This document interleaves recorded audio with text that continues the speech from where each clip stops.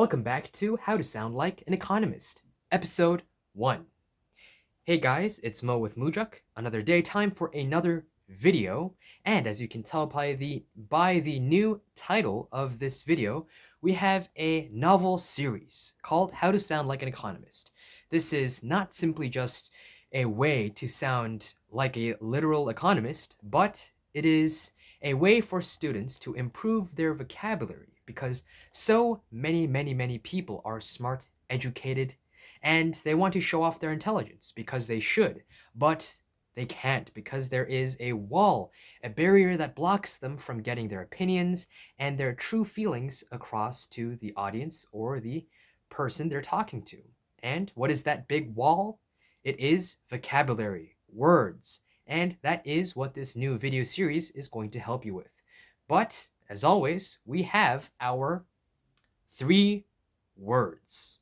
So every one of these words will be dedicated to help students with their debate skills, opinion making, and also general conversation skills. So if you want to find out what ornate, paucity, and ratify means, stick around until the end of the video. So let us begin with the very first word of today, which is ornate. Ornate means excessively decorated. So it's very vibrant and extravagant. So if I give an example, many people nowadays, they love buying these luxury items. We have the Rolex on one arm, and we have the Cartier on the other, and we have the Gucci t-shirt, and we have the Louis Vuitton belt, and we have the Chanel glasses. So, what kind of person is this? Yes, they like to live the lavish, extravagant lifestyle, but they are dressed in very ornate clothing. So very vibrant, very luxurious, and very overly decorated. So a lot of these Korean rappers, a lot of these foreign rappers, they like to show off their wealth. And what do? They buy these golden teeth, they get crazy tattoos, they wear these crazy clothing, right? They wear a pink jacket, and then they have a yellow hat and purple pants. This is very ornate style. So overly decorative or very excessive in style. That is ornate.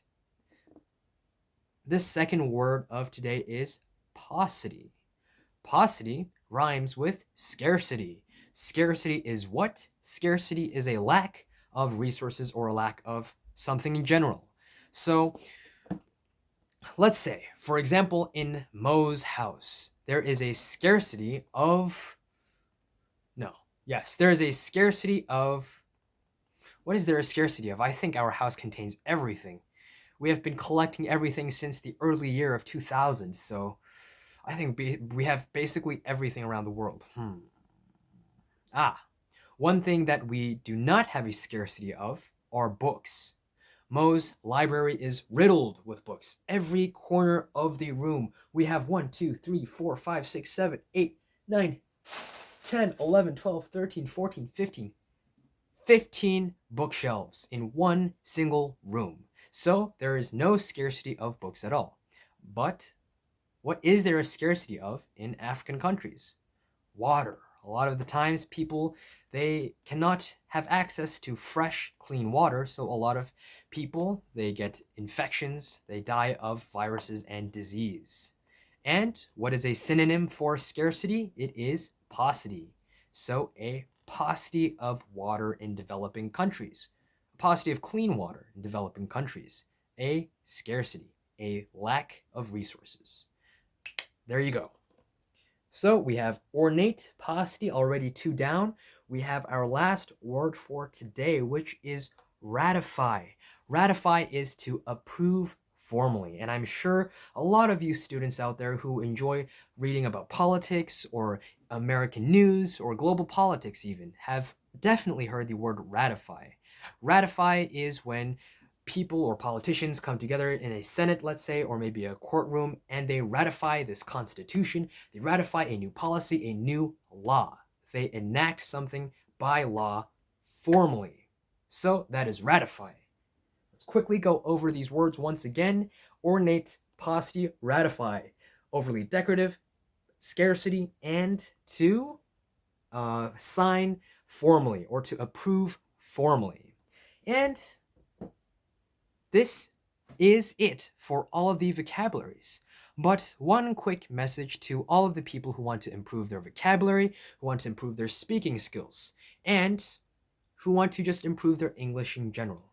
English is not a quick journey, you must remember, but a long, arduous one where there is a roller coaster ride of ups and downs and ups and downs. But the one thing that will for sure get you to your destination and allow you to sail smoothly are vocabularies. But my goal for you, every student that is watching this video, is to pick one word that you want to make your own, and I want you to go around showing off to whoever is willing to listen and practice this vocabulary until you master it and until you can play with it like a yo-yo, or simply you can play with it or you can mold it and fiddle with it however you like, because you must make the vocabulary your own.